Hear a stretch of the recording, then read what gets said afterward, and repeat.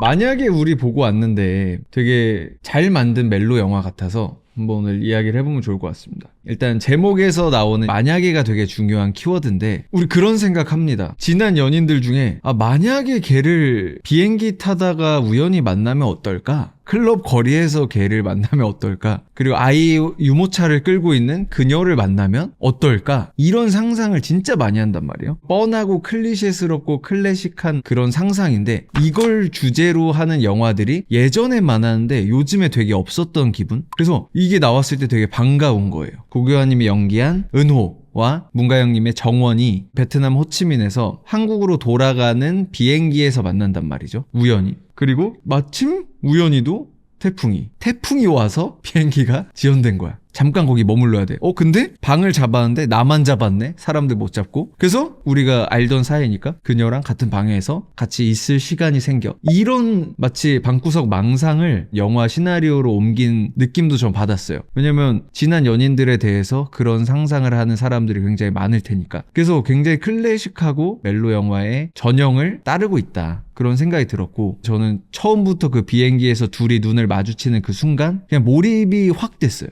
내가 너무 좋아하는 이야기다. 거기서 이제 하나 더 보탠 거는 정원이의 그 눈빛과 미소가 연기를 왜 이렇게 잘하지? 한 표정에 둘의 서사가 다 느껴지고 거기서 좀 압도당하면서 이 이야기 볼만하겠다. 빨려들기 시작한 거죠. 되게 재밌는 포인트는 과거에서도 둘이 가까워진 계기가 우연한 산사태 때문에 대칭적으로 현재의 태풍과 되게 맞닿아 있는 부분인 것 같아요. 둘 다 자연재해고 은호 입장에서 이게 은호가 그 버스터미널에서 기다리면서 예쁜 여성인 정원을 발견하고 그림을 그린단 말이죠. 은호는 정원에게 되게 관심이 있는 상황인데 앉았는데 옆자리야. 그리고 산사태가 나서 같이 체류하게 됐어. 은호는 조금씩 용기를 내서 정원하고 같이 시간을 보낸단 말이죠. 이런 대칭적인 구조가 우연한 계기, 우리가 되게 어떤 이성과의 만남에서나 판타지에서 바라는 어떤 순간들을 영화적으로 계속 표현을 해주니까 그런 것들이 되게 대리만족이 오고 몰입이 되는 그런 부분이 있었던 것 같아요. 그리고 이제 과거나 현재나 은호는 되게 적극적인 부분이 있는데 그 벨트가 끊어졌는데 사실은 그 기사님한테 말하면은 자리 바꿔준다 한단 말이에요. 그 뒤에 자리도 많고 하니까. 근데 억지로 이제 이거 하는 척 해서 그냥 막 우겨 넣어가지고 그것도 이제 정원이 보고 되게 귀엽다는 듯이 웃으면서 그런 노력이나 어떤 은호의 적극성들이 계속 나타난단 말이죠. 그게 우리가 어릴 때 되게 마음에 드는 어떤 이성을 만났을 때 무작정 들이대고 뭐 싸이월드를 뒤져가지고 찾아내가지고 다가간다거나 이런 것도 그 시절의 은호가 된 내가 떠오르는 그런 기억을 되살려준 영화였던 것 같아요. 우리가 되게 미숙할 때 상대 취향이 있고 내 취향이 있어서 서로 자신들의 취향을 부딪히면서 이제 교류하면 사실은 되는데 상대가 좋다 하면 다 좋다 하는 그런 미숙할 때가 있잖아요. 약간 관심 있는 여성이 그걸 좋아한다고 하니까 나도 그거 좋아 이래버린. 근데 그거는 무색무취가 되는 케이스가 많은데 은호도 정원의 이제 싸이월드 배경음악을 보고 하도 들어서 그걸 진짜 좋아하게 됐을 수도 있고 나도 이거 좋아하는 사람이야 라는 걸 어필해서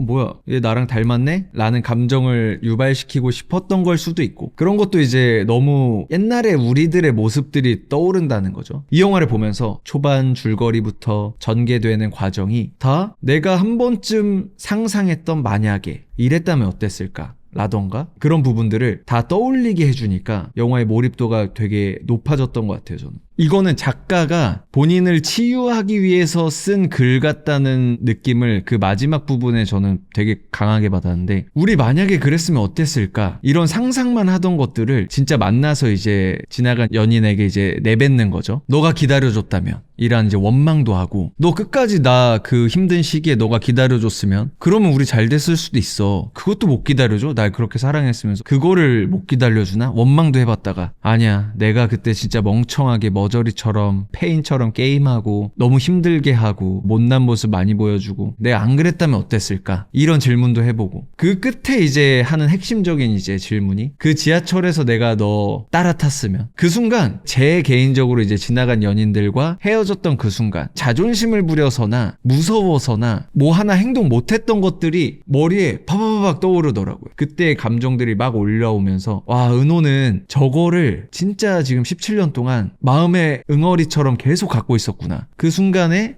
내가 그걸 탔다면, 그때 탔으면 우린 잘 극복했을 거야 라는 생각도 한편 하는 거죠. 그 만나면 물어보고 싶었던 거야 정말. 그래서 그걸 듣고 정원이가 사실 그 얘기해주잖아요. 평생 너 옆에 있었을 거야. 와, 그때 저는 눈물이 나더라고. 아무도 안 울었나? 나는 진짜 거기서 지금 여자친구랑 봤는데 그게 은호가 너무 가슴 아프고 뼈 아픈 실책이란 걸 느끼는 감정이 정원이한테도 오니까 정원이가 아니야 우리 헤어졌을 거야, 안 됐을 거야, 어차피 안 됐을 거야, 이런 이야기를 하는데 사실은 그게 오히려 하얀 거짓말. 너 내가 안 떠났으면 게임 개발 안 했을 거야. 나는 건축사 실장 못 되고 은호 게임 개발 못하고 우리 둘 다 계속 힘들었을 거고 경제적으로 어려웠을 거야. 어쨌든 날 떠났었어야 돼. 헛된 기대나 희망으로 이 가정을 흔들거나 은호의 마음을 어지럽히거나 이러기 싫어서 아니야 우린 그래도 안 됐어. 결국에는 정원도 난 너 평생 있었을 거야 라고 말하면서도 아니야 근데 난 널 위해서 이런 선택도 했을 수도 있어. 그러니까 모르는 거죠. 다 만약인 거야. 평생 옆에 있었을 거야도 만약이지. 만약에 그랬으면 어땠을까. 근데 그 대화 자체가 되게 치유되는 느낌. 저는 대부분의 사람들이 그런 순간을 맞이하지 못해. 그러니까 지나간 연인하고 그렇게 대화를 차분히 하고 과거에 좋았던 일도 떠들고 그 끝에 이제 우리가 미숙했던 거 잘못했던 거 이런 것들을 나누고 인정하고 상대에게 미안했고 고마웠다는 소리도 듣고 그 끝에 마음에 어떤 응어리나 꽉 막혀있던 어떤 돌처럼 이렇게 얹혀있던 그런 핵심적인 질문을 해서 위로받고 그런 순간이 현실에서는 없단 말이죠. 그랬을 때 그걸 보는데 되게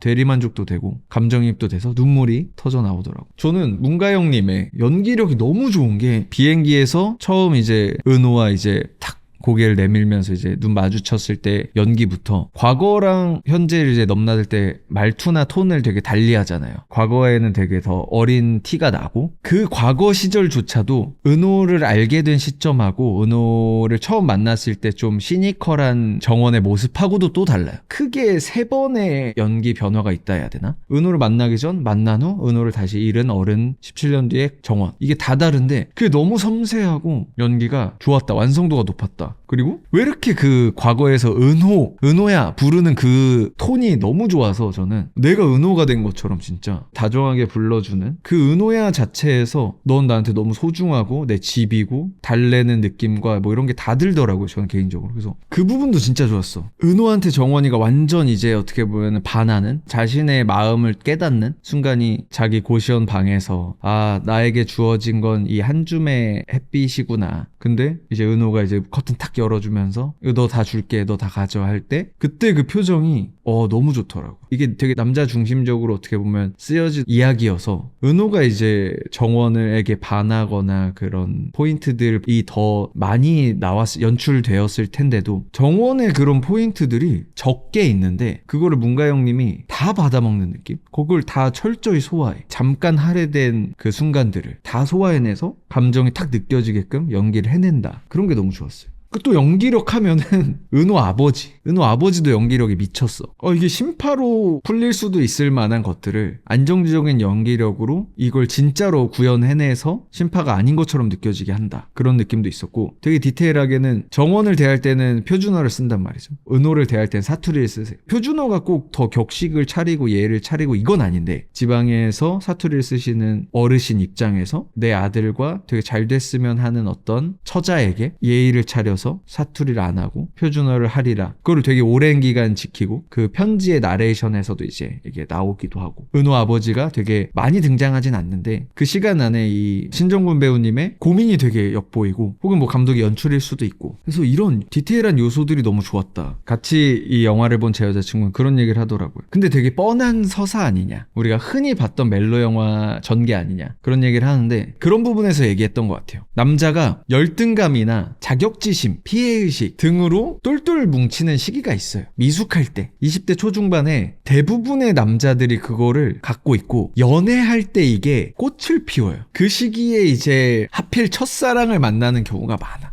그러니까 난 첫사랑이 실패하는 이유 중에 가장 큰 이유가 이 시기의 남성들의 미숙함, 그리고 그 미숙함의 결정체는 열등감과 자격지심. 이게 결국 연애를 방해하고 첫사랑을 방해하더라. 그거를 같이 잘 극복하는 커플들이 결국 장기 연애하고 결혼에도 성공한다고 생각해요. 대부분은 그렇지 못하다. 옛날에는 이런 스토리를 다룬 영화가 많았고 사람들에게 많은 공감을 얻어서 잘 됐던 거겠죠. 건축관계론도 그렇고 그런 부분들이 이제 어떻게 보면 너무 많이 소비돼서 이제 안 나올 수도 있고, 근데 오히려 너무 이렇지 않은 특수한 어떤 멜로 이야기들을 다루려다 보니 보편적인 공감은 줄어들어서 이게 뻔하다고 누구는 말할 수 있겠지만 오히려 클래식하고 보편적이어서 너무 반갑고 오랜만에 그리웠던 멜로 영화를 만났다, 이런 생각이 들더라고요. 그래서 이 영화 전체는 줄거리가 은호의 감정선과 맞닿아 있는데 그중에 핵심적으로 이제 은호가 되게 스스로를 초라하게 느끼는 과정들과 관계가 악화되는 게 같이 가요. 그 과정들을 되게 뻔하지 않게 잘했어요. 되게 쉽게 위기 쌓아두고 위기 쌓아두고 위기, 큰 위기 꽝 깨지는 식의 되게 쉬운 입체적이지 않은 어떤 전개를 보여주는 드라마나 영화가 많은데 둘은 우린 그 정도는 극복해 하는 모습들을 보여줘서 둘이 결국에 헤어질 때 와 멍청아 왜 그랬어,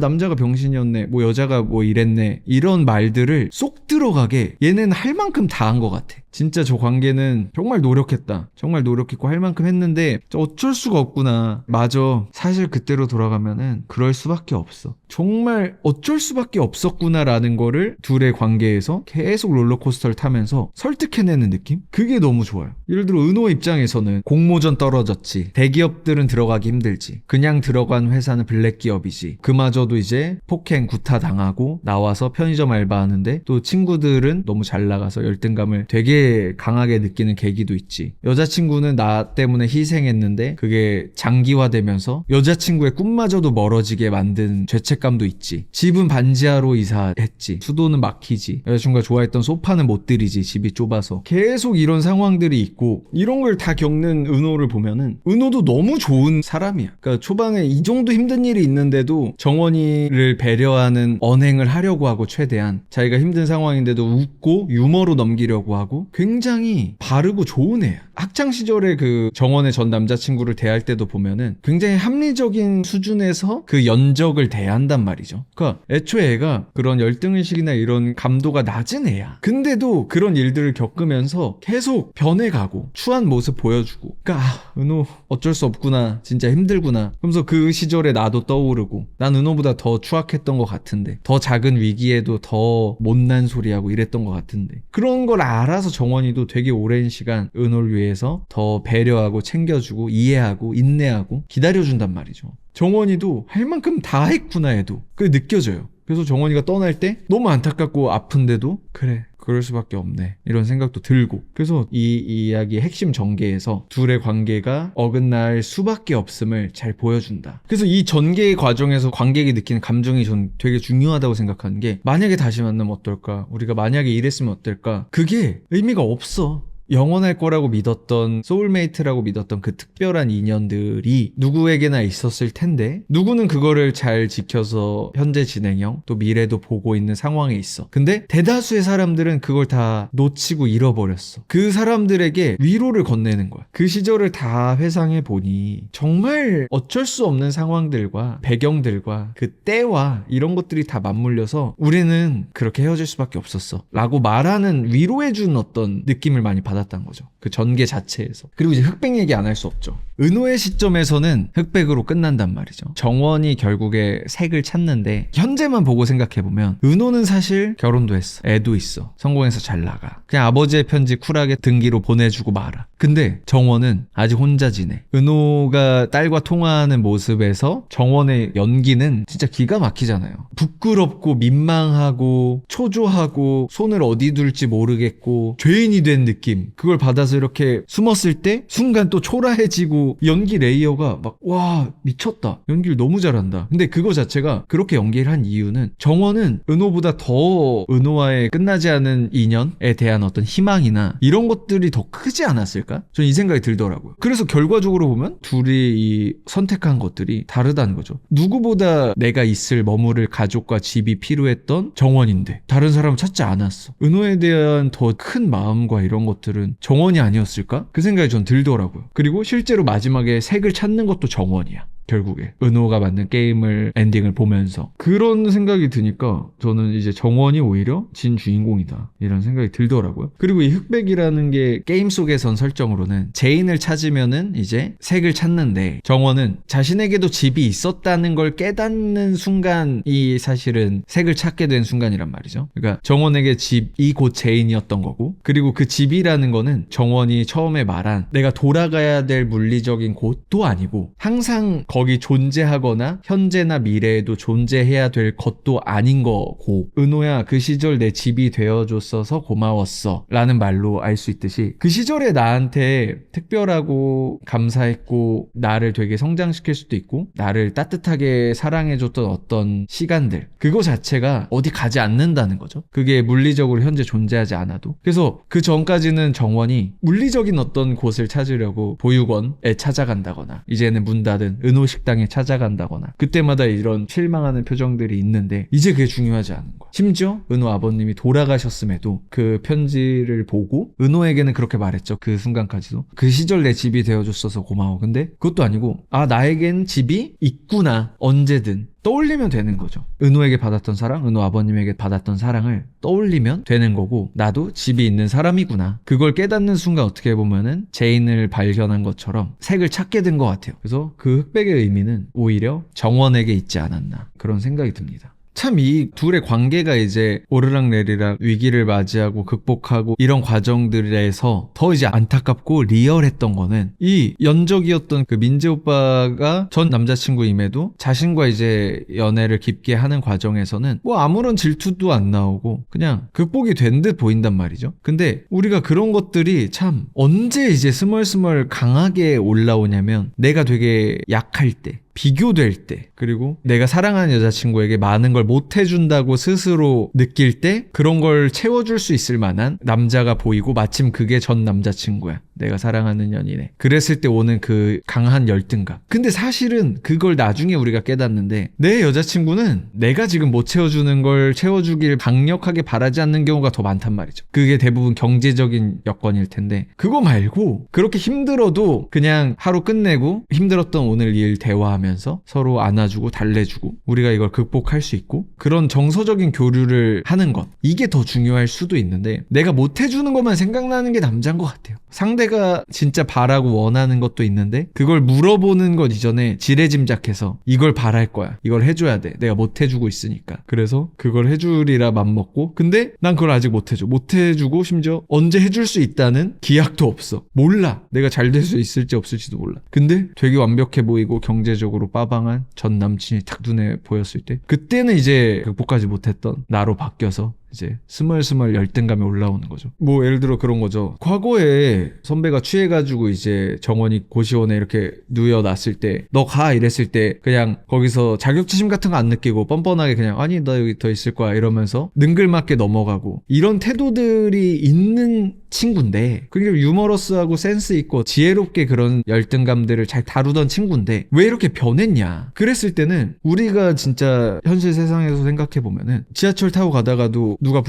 이렇게 가방 툭 치면은 그냥 평소에 잠 많이 자고 기분 좋은 날은 아무렇지 않은데 잠 못 자고 회사에서 털린 날은 짜증난단 말이죠. 같은 상황이어도 내가 어떤 상황에 처해 있느냐에 따라 다른데 은호는 아버지 아프시지 뭐 친구들과 비교되지 공모전 떨어지지 회사에서는 어렵지 그러니까 모든 악재가 다 겹쳐있고 여자친구는 나 때문에 희생해서 꿈도 잠깐 내버려 두고 열심히 일하느라 발 뒤꿈치도 까지고 잠 못 자고 힘든 것까지 다 맞물렸을 때 전 남자친구의 문자를 발견한 은호는 그런 반응을 보일 수밖에 없다는 거죠. 그래서 갑자기 다른 인물이 된 게 아니라 되게 우리가 현실 세상에서도 보편적으로 겪는 상황들과 맞닿아 있는 그런 상황이 아닌가 생각이 들고 되게 탁탁 꽂히는 정말 공감 가고 리얼한 대사들이 많았어요. 이 영화에는 되게 좋았던 대사 중에 하나가 호텔 안에서 되게 쿨한 척하면서 야 우리 그때 왜 헤어졌을까? 막 이런 얘기 하는 게 있어요. 사실 관객들은 이제 회상들을 다 보고 있고 둘의 이제 엄청 끈끈하고 이제 뭐야 다 기억될 만한 이런 서사들을 이제 보고 있는데 되게 쿨한 척 하는 거죠. 흔한 연인들의 어떤 헤어짐처럼. 근데 사실은 은호는 정말 너무너무 질문하고 싶은 게 있어. 야 만약에 내가 그때 지하철 전화를 탔으면은 어땠을 거야? 나 그때 그거 평생 후회하는데 답 좀 줘. 이걸 하고 싶은데 이걸 너무 무게 잡고 얘기하기가 싫은 거야. 그래서 그때 지하철 만약에 내가 탔으면 어떻게 됐을까? 그때 그거 안 타서 헤어진 건가 우리? 그대로 내가 너 전화도 많이 했는데 막 이런 거를 이제 유도하려고 한 걸 수 있는데, 여기서 이제 쿨한 척이 이제 가면이 벗겨지는 게 자식에게 전화가 오고 그걸 받고 정원이 뛰쳐나갔을 때 정원을 찾으러 가고 그 정원을 발견했을 때 둘이 이제 가면이 벗겨진 채로 대화를 한단 말이죠. 오열하면서 이제 물어보고 답을 듣는데, 그래서 그 대사도 뻔하지 않게 쓰여서 좋았어. 우리가 왜 헤어졌을까? 원래 다른 영화는 되게 진지하게 그런 대사를 뱉잖아요. 근데 여기서는 쿨한 척하는 대사로 쓰는 것도 되게 좋았다 생각이 들고, 또 다음 대사가 뭐가 있냐면, 은호가 이제 지하철 질문을 할 때 왜 정원의 정서가 그렇게 요동쳤냐면 그 대사가 있었잖아요. 내가 너를 놓았어. 놓쳤어도 아니고. 그거는 자신의 의지로 놔버린 거야. 그러니까 정원은 어디서부터 후회들이 있냐면, 은호를 끝까지 기다리지 못하고 떠난 거. 은호의 질문에서도 알 수 있듯이. 근데 떠날 수밖에 없었어. 너무 힘들지. 육개장 작은 컵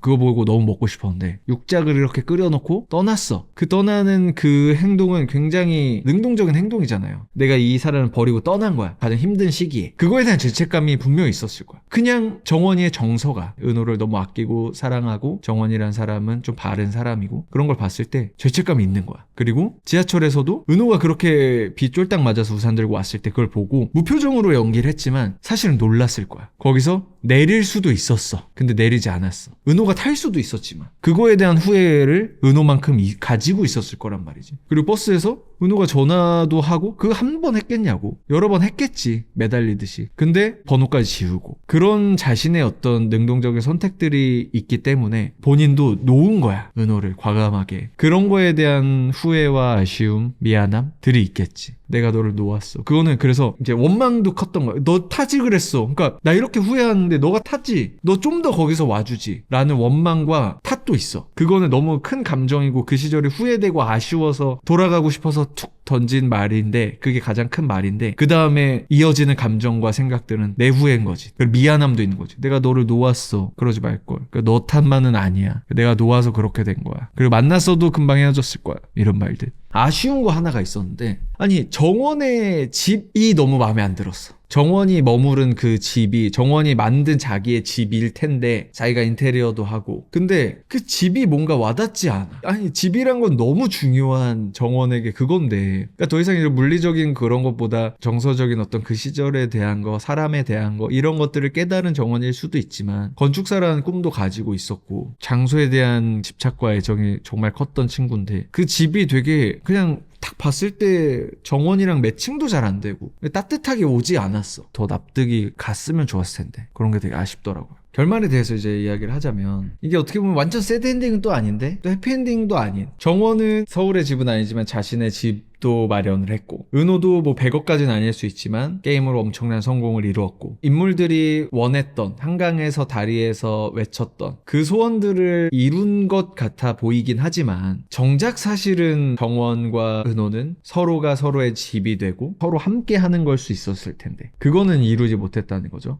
결국에는 정원은 은호가 없이도 그래도 자신의 집도 만들었고, 물리적으로 은호와의 그 시절이 어쨌든 은호가 나에게 집이 되어 줬던 시절라는 거에 소중한 의미도 알고 있고, 또 은호 아버지에게 편지를 받으면서 나에게도 마음을 기댈 사라지지 않는 그 집이라는 게 있었구나, 그리고 있구나 라는 거를 깨닫는 순간을 맞이하면서 이제 색을 찾으면서 끝나는데, 정작 그 집은 와닿지도 않고, 아니 이게 어떤 촬영지에서 뭐 에어비앤비 간 건지 세트장 같은 곳에서 이제 엔딩을 맞이한단 말이죠. 그러니까 그거 하나가 되게 아쉬웠다. 그런 부분들이 좀 더 신경을 쓰면 어땠을까. 마지막 부분에 가서 건축학계로는 집이라는 그 포인트를 되게 끝까지 잘 물고 들어가서 그 마지막 완성된 집을 보여줄 때 쾌감이 있단 말이죠. 아! 그 요소들이 다 살아있구나. 영화 내내 이야기했던. 하다못해 인서트로 뭐 햇빛이 잘 들어오는 거라도 좀 보여준다거나, 은호와 살았던 시절을 너무 막 그리워하고 막 이런 것처럼 보일 단점도 있긴 하지만, 그 시절에 좋았던 어떤 요소들을 좀 잘 변형시켜서 인테리어로 잘 녹인다거나, 그런 요소들이 좀 더 있었으면 어땠을까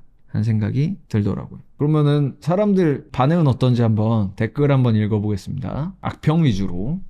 이야기가 공감된다고 해서 훌륭한 것은 아니다. 이 리뷰는 그 말인 것 같아요. 일단 공감은 된다는 말이잖아요. 근데 공감은 되는데 훌륭하지 않다는 거는 공감이 돼서 뻔하다. 공감되는 뻔한 이야기다. 특별한 이야기가 아니라. 그래서 어떻게 보면 진부하다, 클리셰스럽다, 우리가 흔히 봤던 옛날 멜로 영화 같다, 약간 이런 말 같은데 그 단순히 공감이나 뻔한 이야기 수준은 아닌 것 같아요. 제 생각에는. 공감되는 요소들이 정말 잘 표현되고 연출되었고 지금 시점에 되게 그립고 반가웠던 멜로 영화를 저는 만난 기분이고, 건축가개론도 뻔한 이야기 같지만 어떤 포인트가 다른 거였냐 하면은, 건축가개론 요약하면 내 첫사랑이었던 그녀, 흔히 남자 입장에서만 이제 그리워하고 다루는데 사실은 그녀도 내가 잊지 못할 강렬한 첫사랑이었던 거야. 그런 포인트들을 잘 비틀어서 살린 멜로 영화잖아요. 그거 자체로 뻔해 보이지만 뻔하지 않은 영화가 된단 말이죠. 은호의 이야기인 줄 알았는데 사실은 정원의 이야기였던 거야. 그 시절 후회하는 거는 남자뿐만이 아니었어. 은호뿐만이 아니었어. 그 시절을 더 강하게 후회하고 그리워하는 거는 은호가 아니라 정원이었을 수 있다. 남자가 아니라 여자였을 수도 있다. 이런 포인트가 이 영화가 흔히 보이는 뻔한 영화라고 생각되지는 않게 하는 포인트인 것 같아요. 본격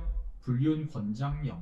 근데 누구는 그것도 싫을 수 있죠. 내가 사랑하는 사람이 과거의 연인과 단둘이 호텔방에 앉아서 대화를 한다. 이거 싫을 수 있지. 근데 이건 영화에서 이 불륜의 정서가 중요한 게 아니라, 이 영화는 누구나 지나간 인연에 대해서 후회하는 것들이 있는데, 혹은 정말 궁금하고 아쉬운 것들이 있는데, 그 질문을 우리가 할 기회를 만나는 상상에서 출발한 거잖아요. 그러니까 그 응어리진 어떤 것들을 풀고 싶어하는 마음에서 출발했고, 그러면서 과거를 회상하는 건데, 그 질문을 하는 그 클라이맥스에 왔을 때 주제의식이 더 드러난 건, 우리가 현재나 미래를 제안한 어떤 대화 같은 건 아예 없어요. 그냥 그 시절에 대해서 논쟁? 말로 우리가 토론을 하는 거야. 그 시절 이랬다면 어땠을 것 같아? 저랬다면 어땠을 것 같아? 과거에 내가 놓친 후회되는 것들에 대해서 마음을 풀고 치유받는 그 여정이 이 이야기의 핵심이지, 불륜은 아닌 것 같다라는 생각이 듭니다. 곰피디였습니다. 감사합니다.